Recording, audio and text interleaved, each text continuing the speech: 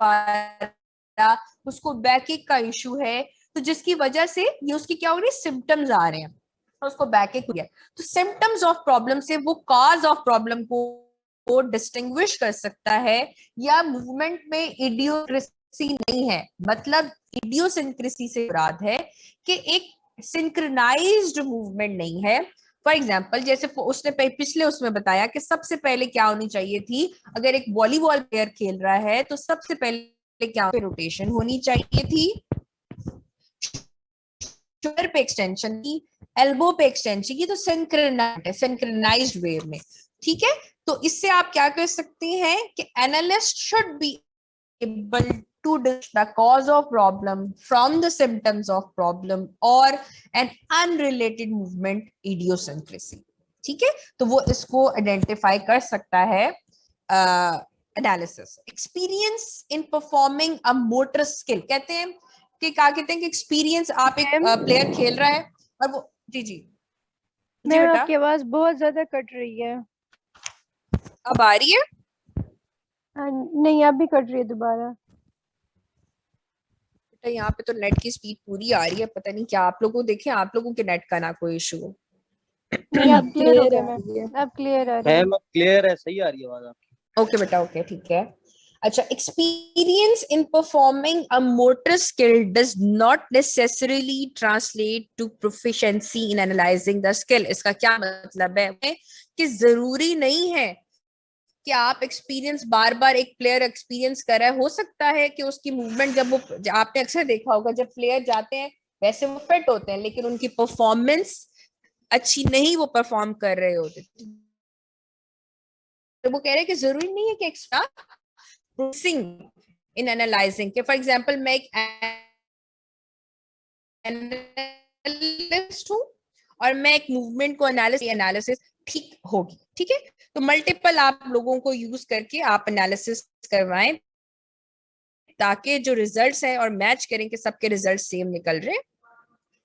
The कंसेंशुअस coach use, कंसेंशुअस coach क्या होता है, प्रोफेशनल कोच जो होता है, ठीक है, uses several avenues, avenues क्या होते हैं, ways to develop a knowledge base from which to evaluate a motor skill, ठीक है। अब वो कह रहा है कि जो परफॉर्मेंस, आप जैसे कोच है और एक प्रोफेशनल कोच है, कि रेगुलर कोचिंग आप करता है प्रोफेशनल की, तो वो सेवरल वेज, सेवरल एवेन्यूज को करता है किसी भी मोटर स्किल को इवेलुएट करने के लिए।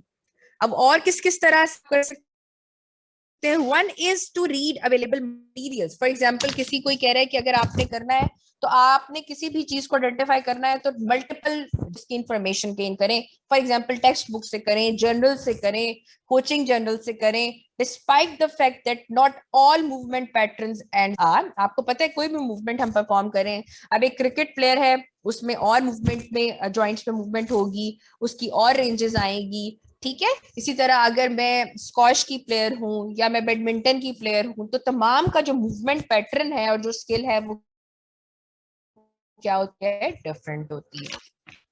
Between articles supported by research and those based primarily on opinion as common sense approaches to skill analysis may be flawed. For example, कहता है कि यार मैं बगैर पढ़े मैं बता सकती हूँ कि ये ऐसा हो सकता है, वो कहते हैं नहीं ऐसे नहीं आप कर सकते, कि कॉमन सेंस आप, मैं अपनी कॉमन सेंस यूज करके बता रही हूँ कि ये अप्रोच जो है वो गलत है, ये मूवमेंट नहीं, वो कहता है कि आप इस चीज को एनालाइज करें प्रॉपर। अगर आप कॉमन सेंस से आप सिर्फ ये कह दें कि ये मूवमेंट रॉन्ग है तो वो उसमें फ्लॉज आ सकते हैं। दूसरा हमारा, पहले हमारा स्टेप क्या था, pre requisites for analysing the qualitative analysis, ठीक है। 3 स्टेप्स पढ़ रहे हैं हम क्वालिटेटिव एनालिसिस के। पहला हमारे पास क्या था, pre requisites for analysing the qualitative analysis, और हमारे पास सेकंड हमने कौन से वाला पढ़ा था, प्लानिंग। कौन से वाला है बेटा, प्लानिंग अ क्वालिटेटिव एनालिसिस। अब इसके कुछ स्टेप्स है। नंबर 1 क्या है, the first step in any analysis is to, हमने पहले भी पढ़ा कि अगर कोई प्लान करना है आपने किसी भी, पहले तो हमने देख लिया कि नेसेसरीली चीजें, प्रीरिक्विजिट्स जो शर्तें अव्वल हैं जो बहुत जरूरी हैं, जो नेसेसरीली हैं, वो कौन कौन सी चीजें होनी चाहिए। उसके बाद आपने एक प्लान करना है क्वालिटेटिव एनालिसिस को, तो उसके लिए कौन से स्टेप्स आपने फॉलो करना है। Number 1, the first step is any analysis is to identify the major question or the questions of interest. सबसे पहले मैं किसी मूवमेंट को एनालिसिस कर रही हूँ, फॉर एग्जांपल मैं कह रही हूँ कि मैं एक स्क्वॉश के प्लेयर को एनालिसिस कर रही हूँ, उसकी मूवमेंट को एनालिसिस करना चाह रही हूँ, तो सबसे पहले मैं उन क्वेश्चंस को आइडेंटिफाई करूँ कि वो कौन से क्वेश्चंस हैं जिनको मैं एनालिसिस करना चाह रही हूँ। फिर मैं एक शीट बना लूं, एक चेकलिस्ट बना लूं। फॉर एग्जांपल मैं कहती हूँ कि मैं उसकी शोल्डर पे एक्सटेंशन देखना चाह रही हूँ कि मूवमेंट के दौरान उसकी शोल्डर पे कितनी एक्सटेंशन या फ्लेक्शन आ रही है, शोल्डर एल्बो पे कितनी आ रही है, रिस्ट पे कितनी आ रही है। तो मैं एक चेकलिस्ट बना लूं बिफोर एनालिसिस, किसी भी परफॉर्मेंस को एनालिसिस से पहले एक चेकलिस्ट बना लूं कि मैंने कौन कौन सी चीजों को एनालिसिस करना। तो फर्स्ट स्टेप क्या हो गया, आइडेंटिफाई करने हैं क्वेश्चन या क्वेश्चन ऑफ इंटरेस्ट। दूसरा क्या स्टेप हमने करना है कि एक चेकलिस्ट, परफॉर्मेंस की चेकलिस्ट बना लेनी है, ठीक है, क्राइटेरिया शीट बना लेनी है। अभी हम इसको पढ़ भी लेते हैं। The analyst should next determine the optimal perspective. For example, मैं कहती हूँ optimal perspectives from which to view the, for example मैं एक movement analysis कर रही हूँ, तो मैं उसका क्लोजर व्यू भी देखूंगी, मैं उसका डिस्टेंट व्यू भी देखूंगी, मैं उसका मोर डिस्टेंट व्यू भी देखूंगी। तो मैं different view movement, different from view, ये क्या, इसका क्या मतलब हुआ, optimal prospectives, maximal prospectives from which to view the movements mean, मैंने उसका क्लोजर डिस्टेंट भी देखा, मैंने उसका मिडल में भी देखा और मैंने उसका मोर डिस्टेंट व्यू भी देखा। तो क्या एनालिसिस निकलता है उसके रिजल्ट्स का। The analyst viewing distance from the performer should be selected thoughtfully. वो कहता है कि जो उसने कहा मोर डिस्टेंट व्यू है ना, वो कहता है कि वो परफॉर्मेंस को सिलेक्ट करना चाहिए।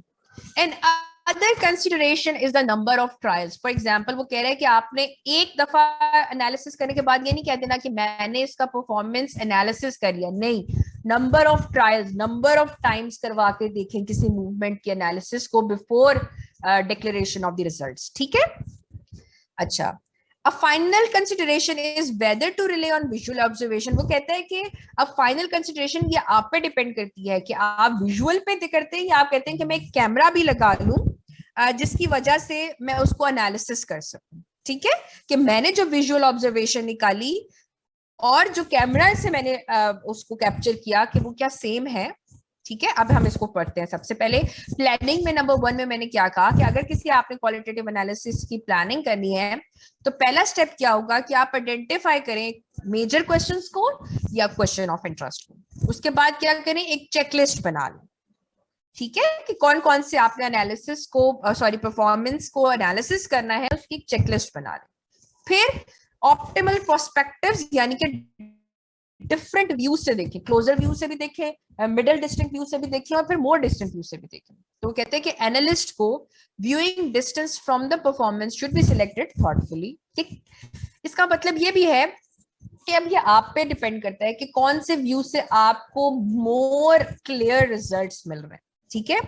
और उसने ये कहा कि another consideration is the number of trials or execution of the movement that should be observed in the course of formulating analysis. number of trials कराएं, number of time movements perform करके दिखाएं before formulating an analysis, ठीक है। और final consideration वो क्या कहता है कि आप पे डिपेंड करता है is whether to rely on visual observation alone or to use the video camera, ठीक है। अब ये उसने फॉर एग्जाम्पल एक साइकिलिंग को एनालिसिस करना है या एक रनिंग को एनालिसिस करना है या एक बॉल थ्रू को एनालिसिस करना है, तो वो ये प्लानर स्किल्स है ना, हमने पढ़े हैं कि डिफरेंट प्लेन्स में मूवमेंट होती है। तो ये मल्टी प्लेनर अगर आपने असेस करना है तो आपने कैसे व्यू में असेस करना है, ठीक है। तो ये स्किल्स हैं। ये है सिंगल प्लेनर। हमने कहा था ना साइकिलिंग में क्या हो रही होती थी, ये कौन से वाला मूवमेंट था, ये कौन से वाले में थी जो हम साइकिलिंग का देख रहे थे, हमने कहा था ये सैजिटल प्लेन में मूवमेंट, सिंगल प्लेनर मूवमेंट हो रही है। और ये कौन सी हो रही है, मल्टी प्लेनर, मल्टीपल प्लेन्स में मूवमेंट हो रही है, ठीक है। अब ये जैसे मैंने कहा कि उसको डिफरेंट व्यू में जो है वो देखना चाहिए किसी भी परफॉर्मेंस को, तो क्लोजअप व्यू में भी देख के देखे, मीडियम डिस्टेंट व्यू में भी देख के देखे और डिस्टेंट व्यू में भी देख कर देखे, ठीक है। ऑब्जर्वेशन डिस्टेंस है बिटवीन एनालिस्ट एंड परफॉर्मर। अब दूसरा थर्ड हमारे पास स्टेप था कंडक्टिंग अ क्वालिटेटिव एनालिसिस। अब इसमें क्या हमने कंडक्ट करनी है, पहले हमने क्या क्या प्रीरिक्विजिट्स देख लिए, कौन सी नेसेसरीली थिंग्स हैं for analysing the qualitative analysis for any movement, for any performance, for anything, ठीक है। दूसरा स्टेप हमने कहा कि how we plan qualitative analysis. Third step में देखते हैं how we can detect conduct a qualitative analysis. Number 1, अब आपने कंडक्ट करना है। आप जो जो चीजें बना ली है उनको रिव्यू करें, अगर जरूरत है तो रिफॉर्मुलेट करें और देखें कि कौन से क्वेश्चंस को मजीद फोकस किया जा सकता है। ठीक है, आपने जो पिछले स्टेप्स में प्लानिंग में किया उसमें से रिव्यू करें कि कौन से कॉमन इंटरेस्ट के क्वेश्चंस हैं, अगर जरूरत है तो दोबारा से रिफॉर्मुलेट करें या स्पेसिफिक क्वेश्चन ऑफ फोकस को देखें रिपीटेडली। फॉर एग्जांपल मैंने 0 से एक मूवमेंट को असेस करना है तो रेपिटेडली मैंने फॉर एग्जांपल एक बॉल थ्रो करवाई है किसी प्लेयर को, तो मैंने उसे कहना है कि रिपीटेडली सेम दोबारा से 0 से ही वो मूवमेंट को स्टार्ट करें। ठीक है, रेपिटेडली व्यू मूवमेंट करें to gradually zero in on cause of. अगर आपने किसी भी परफॉर्मेंस की एरर को आइडेंटिफाई करना है तो स्टार्टिंग से एंड तक उस मूवमेंट को एनालिसिस करें। स्टार्टिंग से एंड टू ग्रेजुअली 0 से क्या मुराद है, एंड, यानी कि स्टार्ट किया और ग्रेजुअली 0 की तरफ आया तो उस मूवमेंट को आप एनालिसिस करें। Repeatedly view movements to gradually 0 in on causes of performance error, तभी आप किसी मूवमेंट की परफेक्ट एनालिसिस या किसी भी मूवमेंट की इडियोसिंक्रोनेसी को एनालिसिस में एरर निकाल सकते हैं अगर तो वहां पे है। ठीक है, be aware of the influence of the performance characteristics. Her performance जो है, मेरी परफॉर्मेंस और होगी, किसी और बच्चा को कोई और प्लेयर परफॉर्म कर रहा है उसकी जो कैरेक्टरिस्टिक्स है वो अवेयर होनी चाहिए। ठीक है, हर किसी का आपने ख्याल रखना है। Pay attention to the non, एक तो मैं ऑब्जर्व कर रही हूँ, ठीक है, अब मैं हर चीज को ऑब्जर्व नहीं कर रही, तो जो नॉन विजुअल क्यूज हैं उनको भी आपने अटेंशन में रखना है। ठीक है, when appropriate ask the performer to self analyze। मैंने एनालिसिस किया, अब आप परफॉर्मर को कहें कि वो भी अपना एनालिसिस करे कि जो मूवमेंट उसने परफॉर्म की है कि क्या वो ठीक की है।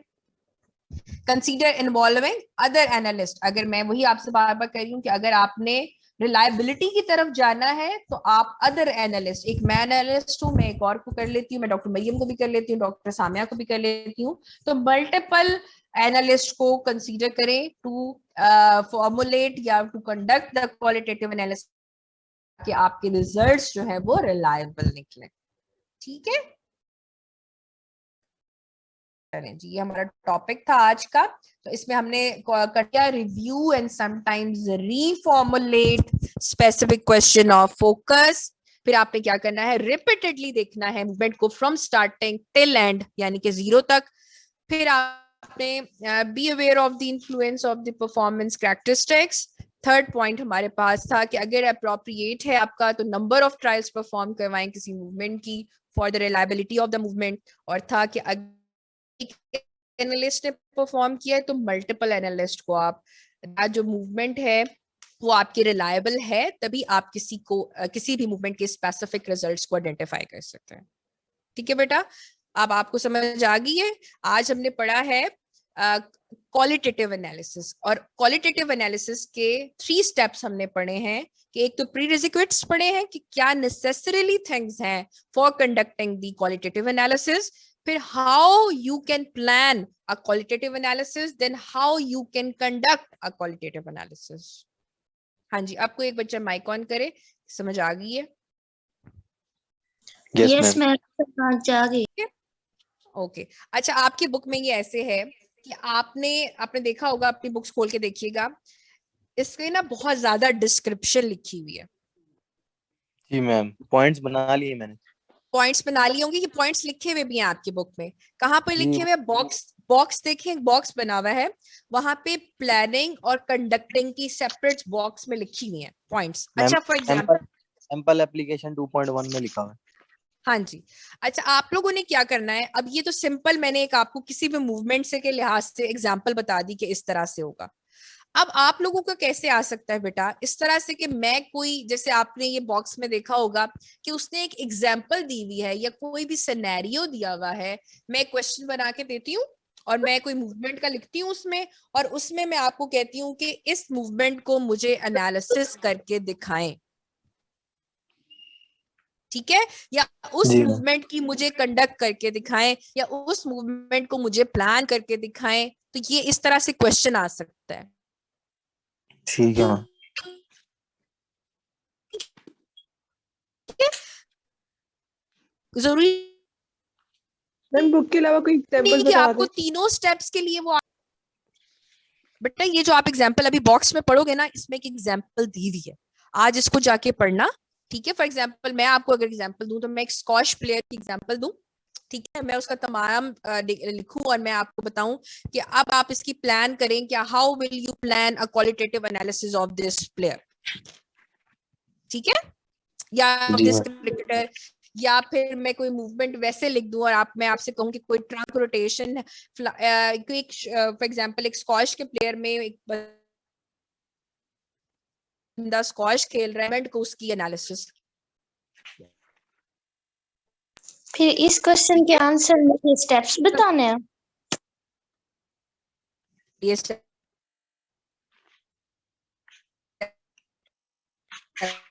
बताएंगे आप लोग,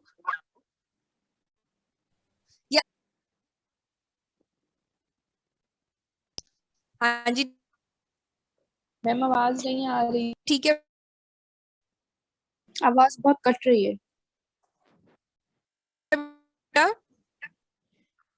मैम आवाज कट रही है, आपकी आवाज समझ नहीं आ रही।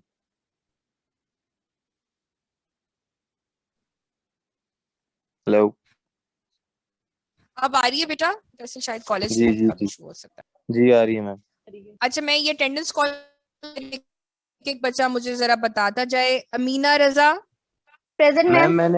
मैंने वीडियो बना ली है, अच्छा ठीक है, एक दफा आज मैं मैं जरा आपको भेज चेक कर लूं। Aqsa okay ma'am. Yusuf, present. Areeba, present. Areej, present ma'am. Bisma Bibi, present. Isha Khalid, present ma'am. Okay, Isha Saeed, present ma'am. दोबारा बोल लो बेटा जरा, Isha Saeed, ma'am present. Okay okay. Faseeha, present ma'am.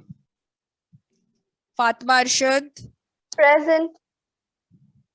Okay, Fatima Bibi, present ma'am. Hadiya, present ma'am. Hafsa Saeed, present.